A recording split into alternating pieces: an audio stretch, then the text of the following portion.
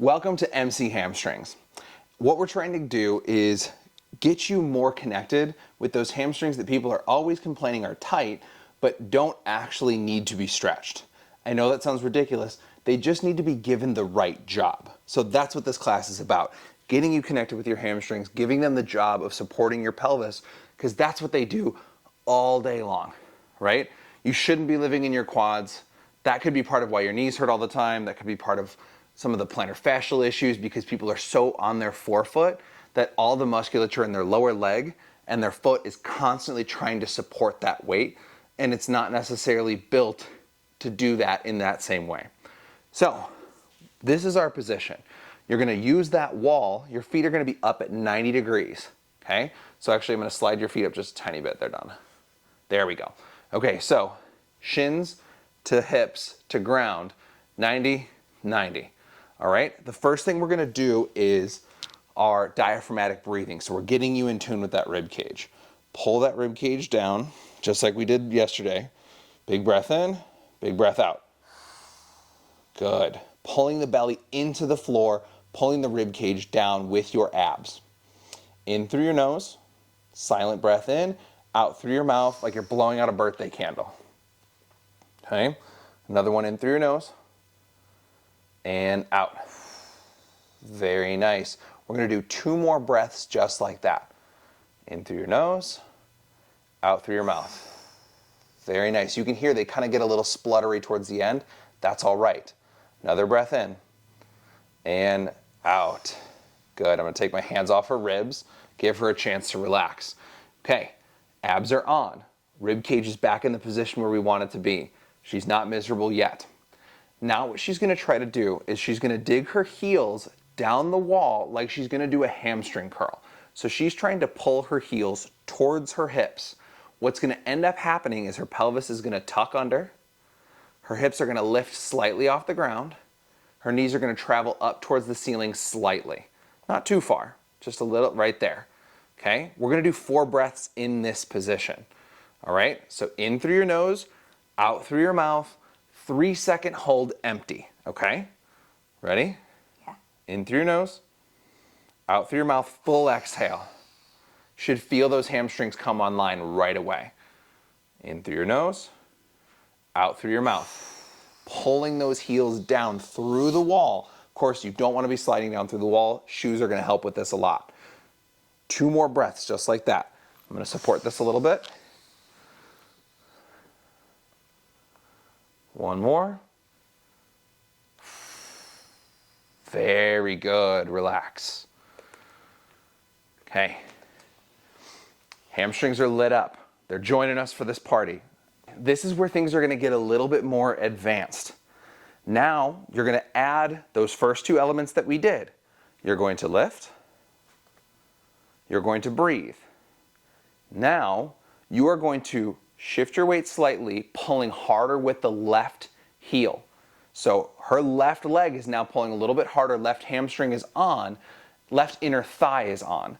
Right knee is going to raise up towards the ceiling slightly. So your pelvis is going to twist.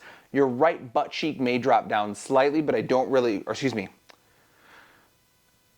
your left butt cheek might drop down slightly, but what I want you to really think about is raising the right knee and right butt cheek up towards the ceiling. You'll recognize this as one of the hip shifts that we did in the previous class. Okay, so when you're ready, I want you to try to raise that knee up a little bit higher. A little bit more. A little bit more. Let this pelvis, there. Okay, in through your nose, out through your mouth. Oh yeah, we're cooking now. In through your nose, out through your mouth. Yup. 1 more. Okay, and then 1 last time. I know I lied, 1 more. This is it. And slowly relax. So, tuck, lift, and then right knee is going up higher. Good. Reaching that right knee towards the ceiling. In through your nose, silent breath, out through your mouth. Blow. Get as empty as you can. Now, what I want you to do, this is our option for an advanced version. Breathe in through your nose, out through your mouth, lift the right foot off the wall. One more breath there. Good, and let it come down and relax. Okay, we're gonna do one more round in a slightly different position, and we're gonna see how that feels. So we're gonna revisit that for a second round because I know that that one's really hard.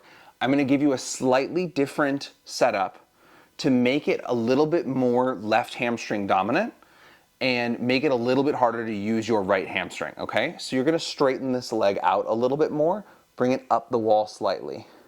A little bit lower, right there, okay?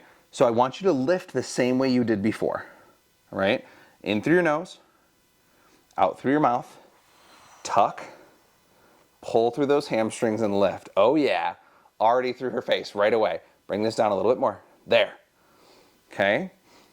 In through your nose, out through your mouth. Raise that knee towards the ceiling a little bit more. Let this side of your pelvis drop down. There, yup. Oh, it's awful. In through your nose, out through your mouth. Good.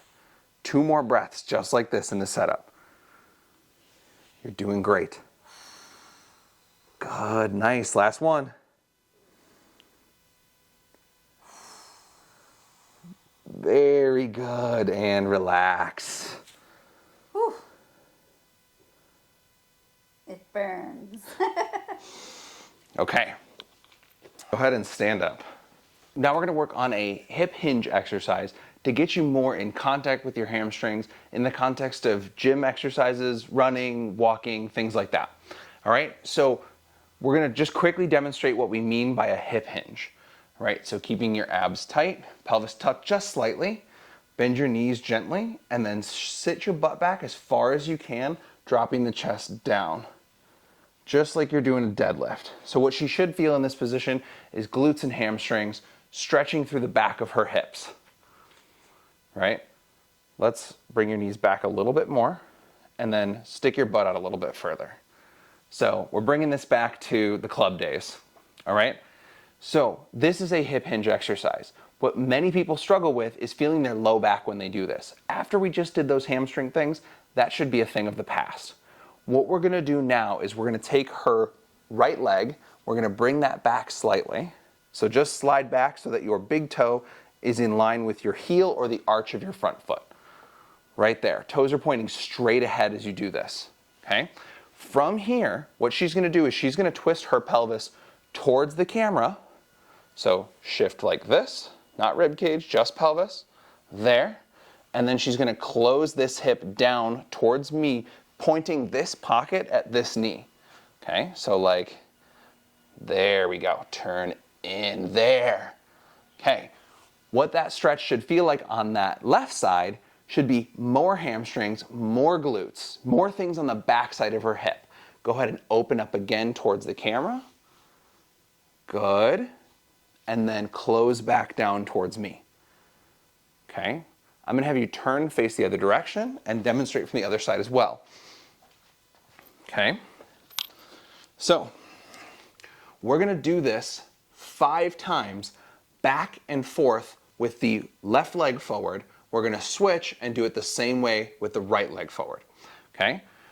With your weight mostly in your front leg, okay? So mostly over that front heel. What's gonna happen is she's gonna turn towards me, the weight is gonna shift towards the inside edge of her heel. Now, as she shifts the weight to the other side and she turns her pelvis towards that knee, the weight should shift to the outside edge of her left heel. Her big toe lifted up just slightly and it kind of felt a little unstable. Go ahead and rock back and forth now, slow and controlled. Try to tie in your breath. So inhale here, exhale as you go that way. Good. In towards me, exhale towards there. And really get that full empty breath, belly pulled tight, rib cage down as we do this. Very nice. Is that 5? Last one. I never said I'm a good counter. All right, relax, come up, and then we're gonna set the other side. My hamstrings burn. All right, go ahead and switch your stance. Okay, so now our weight is on. Let's see if we can get your weight to your left heel. Okay, so as you do this, this is gonna be a little funky. As you twist that way, this knee comes forward, you're gonna shift over that, almost to the point where she felt like she was gonna fall. Okay, we're layering in things as we do this. Now go ahead and pull all the way back until you're over this leg. Come all the way back, pocket, yep, just like you did before. Good. And all the way back, opening up, and coming all the way back. So what we're doing is we do this, let's go 3 more reps, tie in your breath. Remember, in through your nose, out through your mouth. And pull this in as you, there you go, beautiful. As we're doing this, we're essentially mimicking the gait cycle without your legs actually coming along with you. So as you go to your stance leg, in this case left, that back leg, your hip is internally rotating. As you're going to your front leg, your hip is externally rotating. Excuse me. As you shift away from your front leg, this hip is externally rotating. Okay? So when you actually walk, that's what happens. The leg that's on the ground is internally rotated. The leg that is reaching is externally rotated. And so the more that that hip joint and pelvis can do what they're supposed to do, the less stress and strain there is at your low back and your rib cage. Go ahead and relax. Okay, so we're on to our last exercise. You're gonna sit on your butt with your legs straight out in front of you.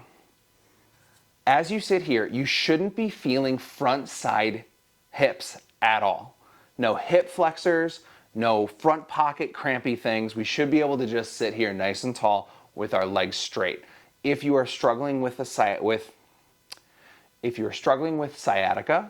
you can go ahead and lay down on your back. Let's demonstrate that real quick. So lay down on your back, regular hook lying breathing. So knees bent. Yep. Just knees around 90 degrees. This is where you're going to be for this last exercise if you are struggling with sciatica currently. Okay? Don't try to go to a straight leg right away. No sleeping. All right, come back to your seated position. I'll help you up. Whoop. Okay, straighten those legs all the way out. Okay, what she's gonna do now is she's gonna reach for her toes. Go ahead and straighten your arms out. So don't actually stretch, there you go. Just reach.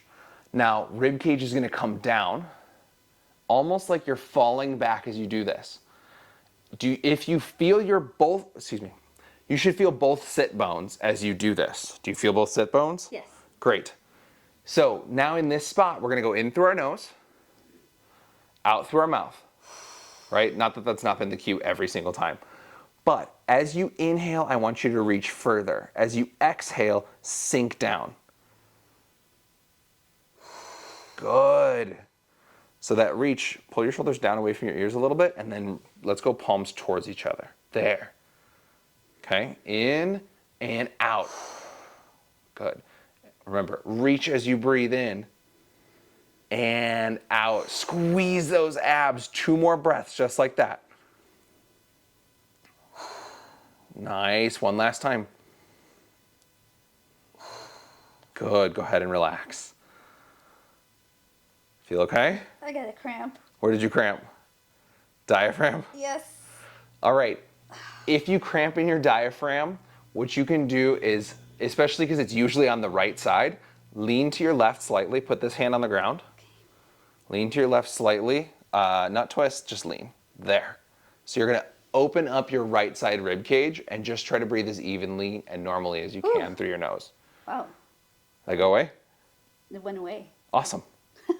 It happens sometimes. We're retraining your diaphragm to work in these positions, and sometimes your right side diaphragm will go, this is hard, because it's not used to being there, right? We're forcing the left side down, we're expanding the right side, and the right side is resisting, all right?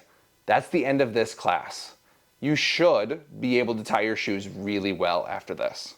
You should also, if you decided to go to the gym, you're gonna feel your hamstrings a lot more if you're doing deadlifts, if you're doing hamstring curls. You will be more in tune with your hamstrings as they're meant to work. And if you're a runner, you're gonna love this. All right, see you soon.